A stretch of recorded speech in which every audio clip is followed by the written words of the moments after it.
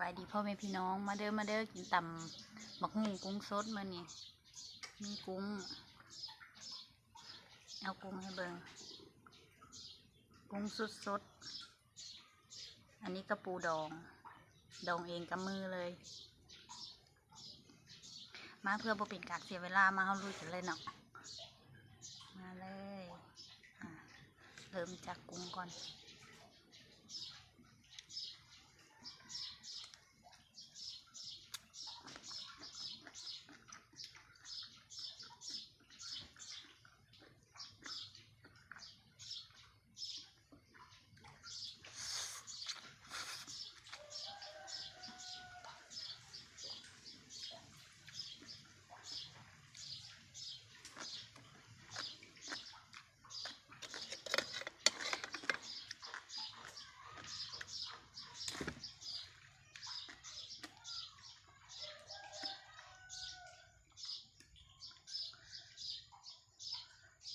กุ้งนี่เฮาเอามาแล้วเฮาแกะแล้วแช่โซดา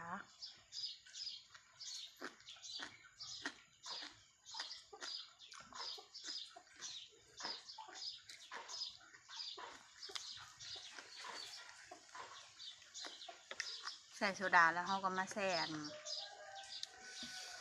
มีโซดามีน้ำมะนาวมีเกลือ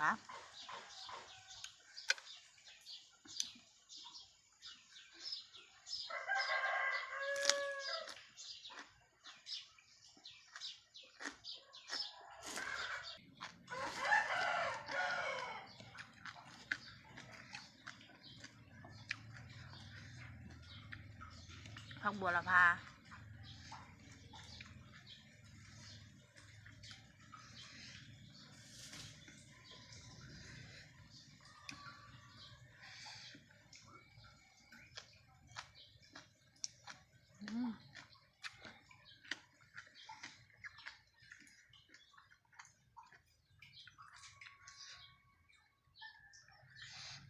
มาเด้อพี่น้องเด้อ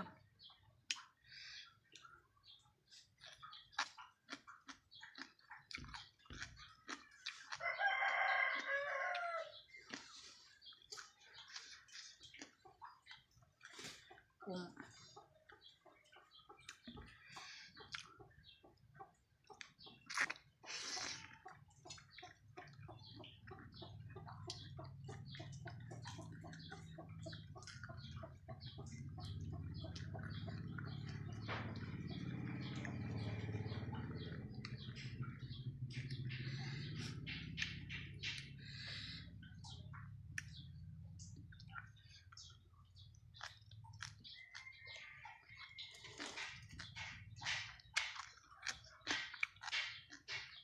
มักกินแบบนี้พี่น้อง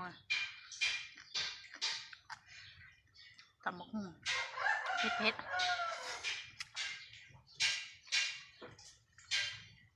กินทุกมื้อก็ได้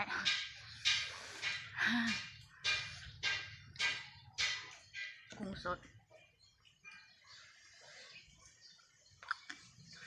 มาเด้อ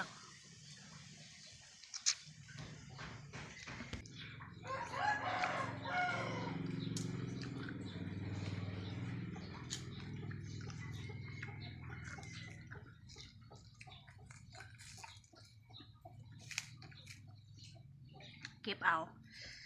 ปลูกเอาเองที่แม่ปลูกผักหอมบัวกัน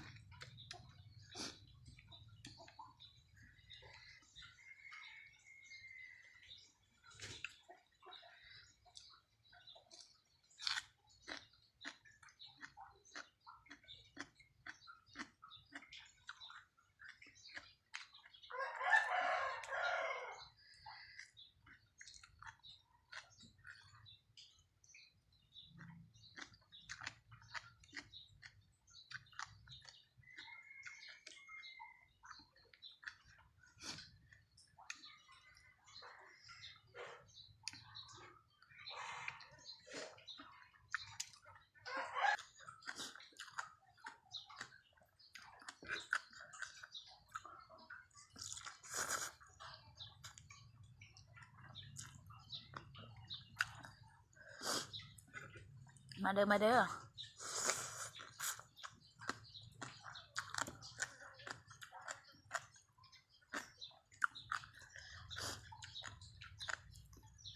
พักนี่ก็ปลูกเองสวนอยู่ทางหลังยามฝนมันหาพักกินง่ายอยู่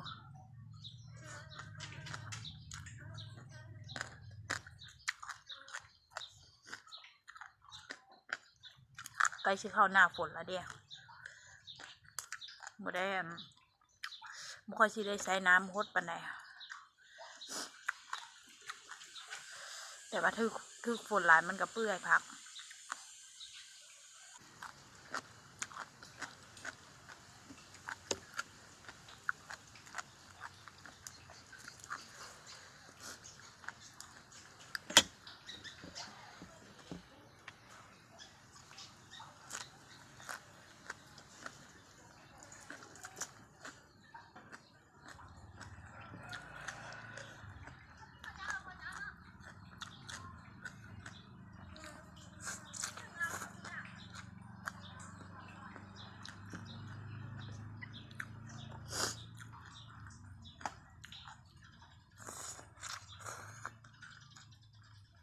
แมงวันก็ไม่ยากกินเพราะแมงวัน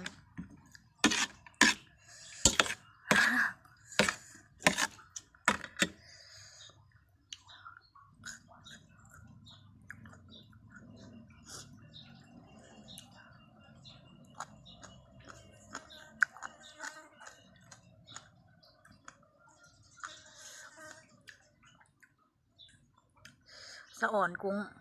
ตัวใหญ่ๆเห็นบ่พี่น้อง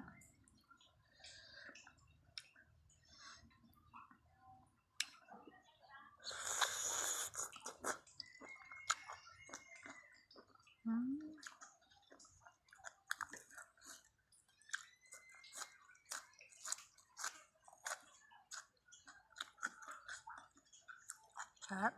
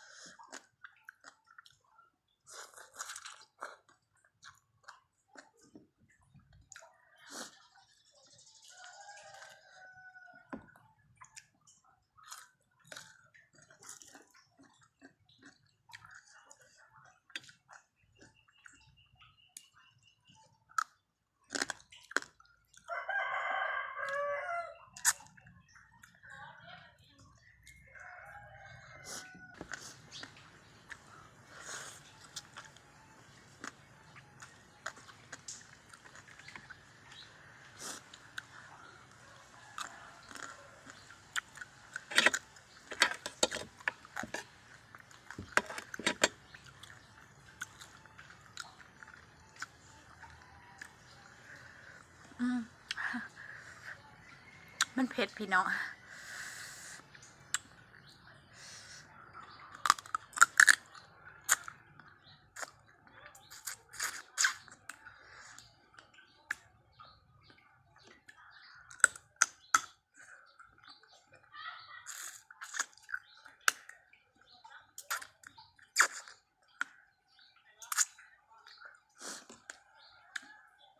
ถ้าของลวกมันจักหน่อยนะ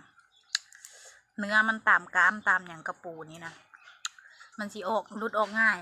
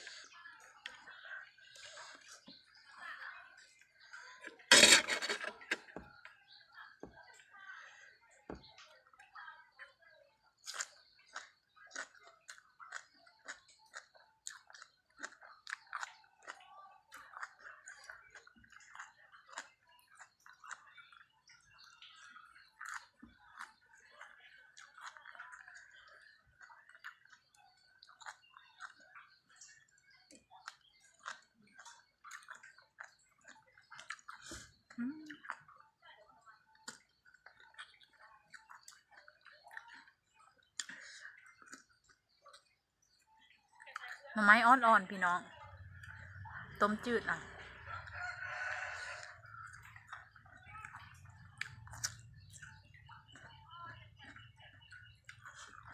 ซื้อหน่อไม้10,000มาต้มกิน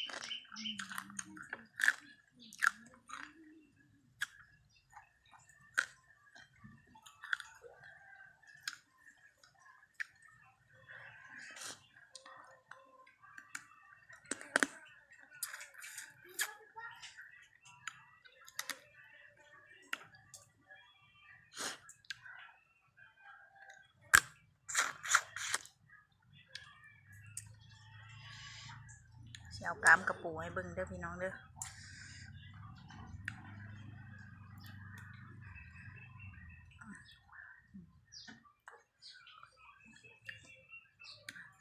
เนื้อมันทางใน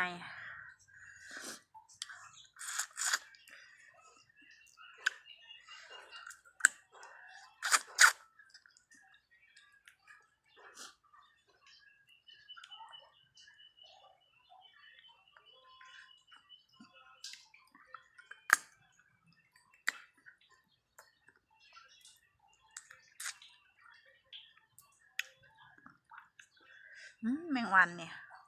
แมงวันลายพี่น้อง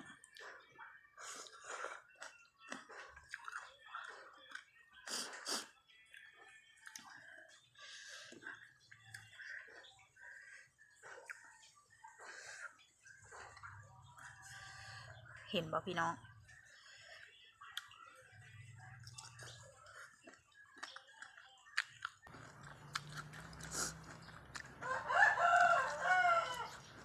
ไปแล้วพี่น้องเบิดแล้วอิ่มแล้วอย่าลืมกดถูกใจกดกระดิ่งกิ้งๆเด้อกดติดตามเลยเด้อเพื่อให้เห็นคลิปวันนี้แหละเนาะ